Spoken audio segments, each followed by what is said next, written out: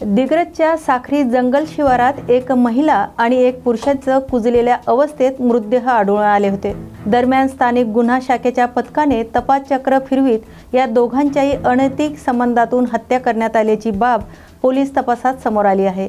वर्षा धनराज गिरे, आकाश बल्लाळ असे हत्या करण्यात आलेल्या दोघांची नावे आहेत। विजय शिखारे, राजेश गोदमले, धर्मराज बोडके, विकास बल्लाळ असे दुहेरी हत्याकांडातील जेरबंद केलेल्या मारेकऱ्यांचे नाव आहेत, तर विशाल शिखारे असे फरार आरोपीचं नाव आहे। वर्षा गिरे ऊस तोडणी कामगार असून तिचे आकाश बल्लाळ याच्यासोबत ओळख निर्माण झाली। त्यानंतर त्यांचे अनैतिक संबंध निर्माण झाले, त्यातच त्यांचा खून करण्यात आला। त्याच्यानंतर पुढच्या दिवशी 8 तारीखला सकाळी आपल्याला ते महिलेच्या डेडबॉडीच्या आजूबाजूला 50-60 मीटरच्या दूरला एक पुरुषचा पण डेडबॉडी मिळाला होता। आणि आपण दिग्रज पोलीस स्टेशनच्या तुरंत आपण ईडी दाखल केले 2 वेगळा। मी पण स्वतः घटनास्थळ पोहोचून पूर्ण घटनास्थळ बघितल्यानंतर आणि आपल्याला वाटलं की हे मर्डर सारखं वाटलेलं आहे, त्यामुळे आपण 8 तारीखलाही मर्डरचा गुन्हा दाखल केला होता। त्यावेळेला आपल्याला दोघं मृतक अननोन होता, त्यांचे नाव पत्ता काय पण माहिती नव्हता। आणि जो पुरुष मृतकच्या अप्पर बॉडी टोटल काहीतरी जानवर खाल्लेला आहे असा होता। महिलेच्या पण मृतकच्या डेड बॉडी होता, ते पण ऑलमोस्ट डिकंपोज झालेला होता। आपल्याकडे काय पण क्लू नव्हता। आणि आपण पूर्ण LCBच्या टीम आणि दिग्रज आणि दारवा सब डिव्हिजनच्या सर्व टीम त्यांना चांगल्या पद्धतीने तपास चालू केलेला होता। त्या दरम्यान आपण पूर्ण म्हणजे त्यांच्या जो बॉडीवर मिळालेले आयटम्स, फोटोज, कपडे सर्व आपण एक शोध पत्रिका तयार करून व्हायरल केलेला होता।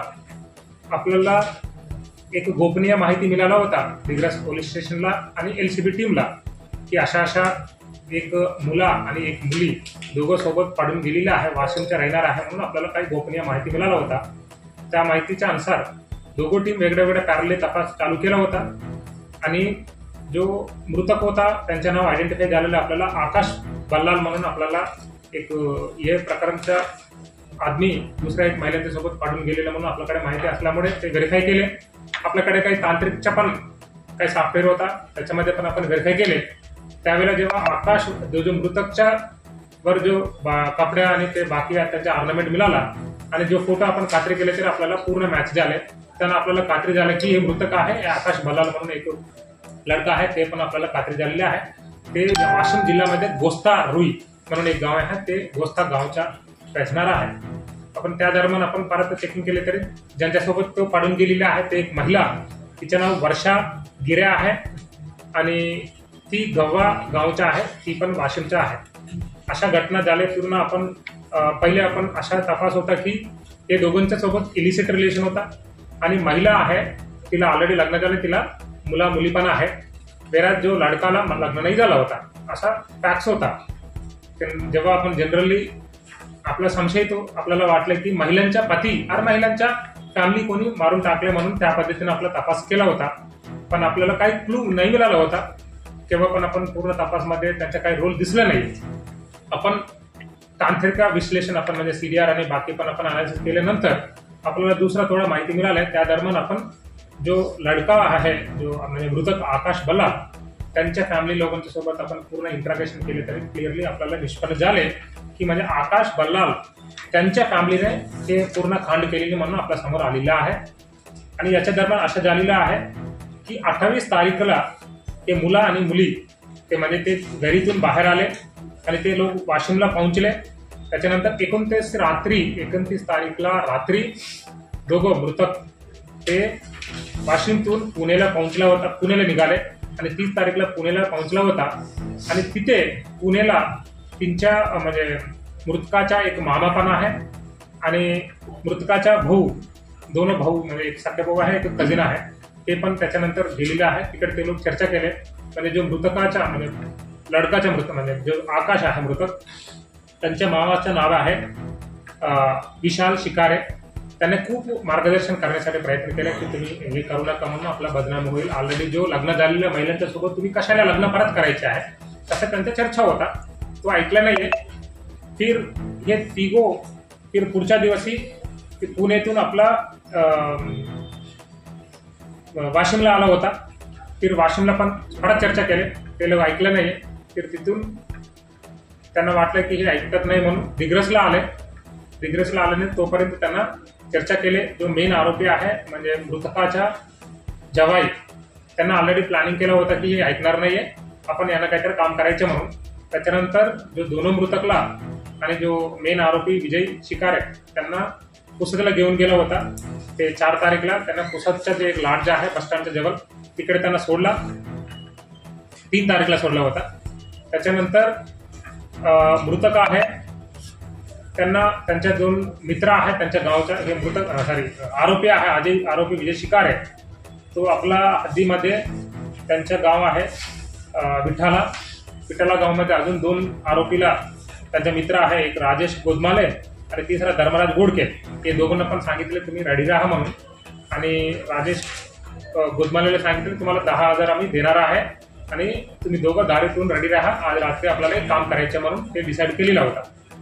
आणि तेव्हा आणि हे दोघांना घेऊन तिघो जो मेन आरोपी आहे विजय आणि हे दोघांना घेऊन आपला जो स्पॉट आहे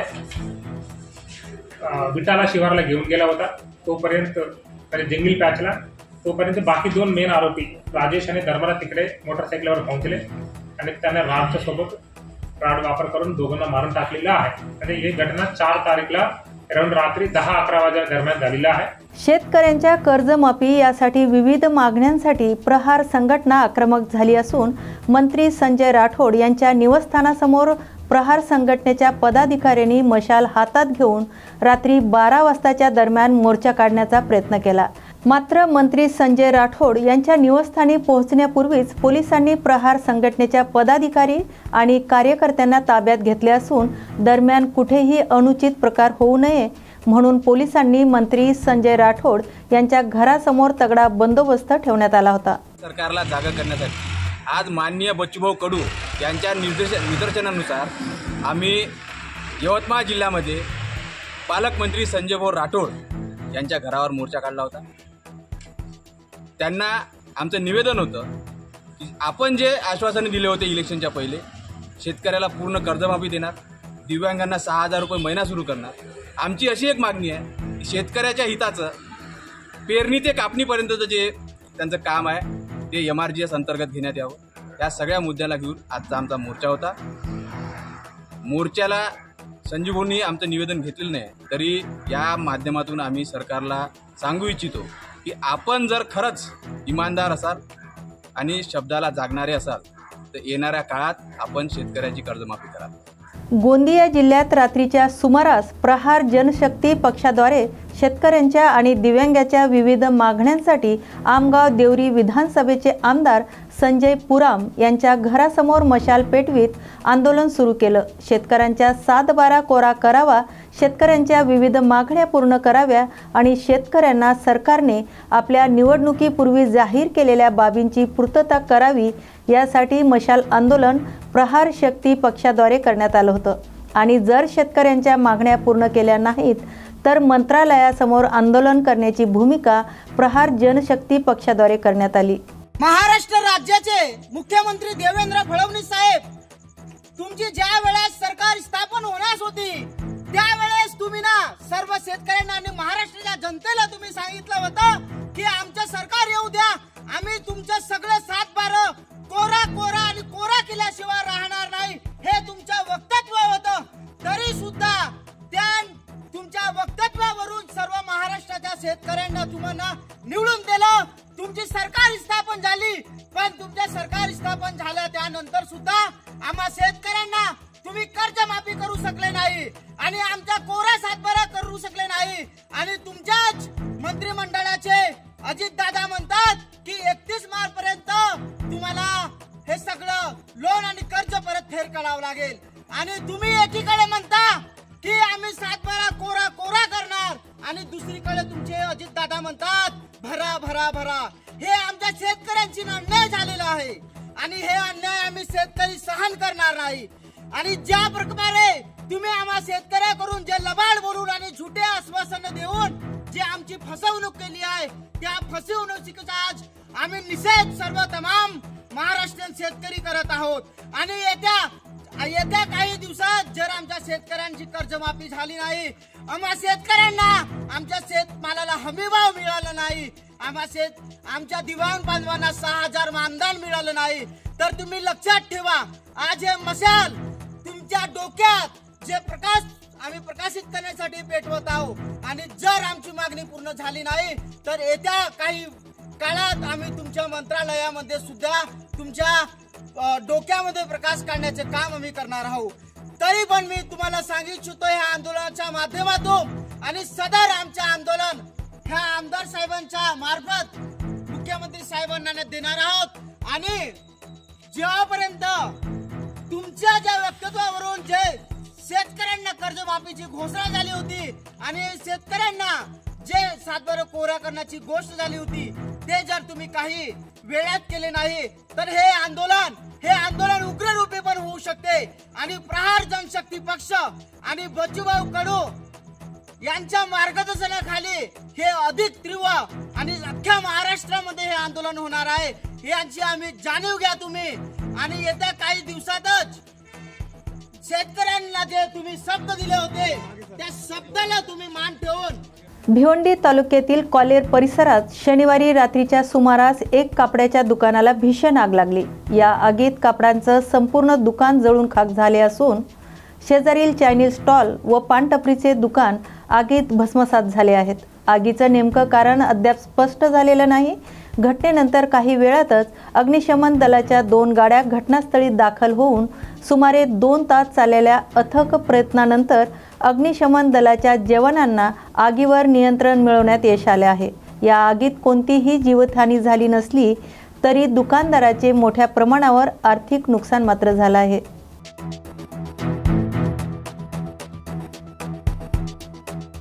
शेतकऱ्यांना कर्जमाफी मिळावी, शेतमालाला हमी भाव मिळावा यासाठी प्रहार संघटनेच्या वतीने आमदार सुरेश खाडे यांच्या निवासस्थानासमोर आंदोलन करण्यात आले। यावेळी पोलिसांनी आंदोलनकारांना ताब्यात घेतले आहे, तर खबरदारीचा उपाय म्हणून सांगली जिल्ह्यातील भाजपाच्या सर्वच आमदारांच्या निवासस्थानाच्या परिसरामध्ये मोठा पोलीस बंदोबस्त तैनात करण्यात आला होता।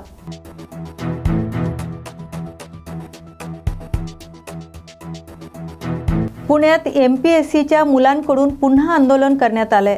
राज्यसेवा मुख्य 2024 परीक्षेसाठीची वेळ वाढवून मागण्यासाठी तसेच अन्य विविध मागण्यांसाठी विद्यार्थी रस्त्यावर उतरून पुण्यातील अहिल्या लायब्ररी समोर आंदोलन करण्यात आले। राष्ट्रवादीच्या रुपाली पाटील देखील विद्यार्थ्यांसोबत आंदोलनामध्ये सहभागी झाल्या होत्या।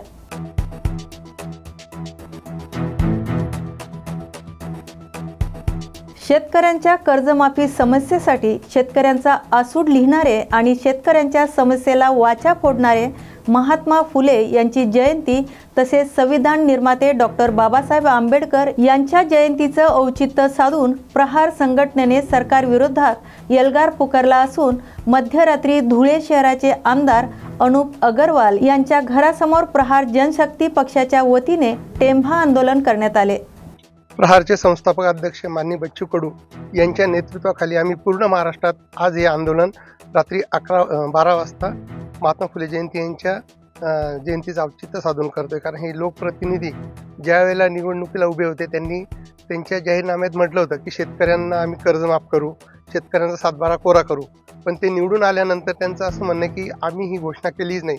तर त्यांनी केलेल्या घोषणेची त्यांना आठवण करून देण्यासाठी रात्री 12 वाजेला आम्ही त्यांच्या घरावर हा मशाल मोर्चा आणला आहे की जेणेकरून ह्या उजेडामध्ये ज्याप्रमाणे डॉक्टर बाबासाहेब आंबेडकरांनी संविधान लिहिलं, संविधानातनं यांना अधिकार दिल्यानंतर महात्मा ज्योतिबा फुलेंनी शेतकऱ्यांचा आसूड आणि शेतकऱ्यांसाठी जे काम केलं त्यांच्या जयंतीनिमित्त आम्ही आज इथे आलोय आणि ह्या मशालीद्वारे त्यांना आम्ही संदेश देतोय की जसं आम्ही उजेड तुमच्या दारापुढे आणला तसाच तुम्ही शेतकऱ्यांसाठीचा उजेड हा विधानसभेत मांडा की जेणेकरून शेतकऱ्यांना कर्जमाफ होईल।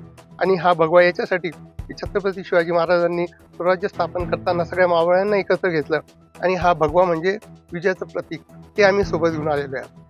आमच्या धंद्याने ते 6000 पर्यंत व्हावं, शेतकऱ्यांचं कर्ज माफ व्हावं आणि शेतकऱ्यांना पेरणीपासून तर कापणीपर्यंत सर्व मदत शासनाने करावी।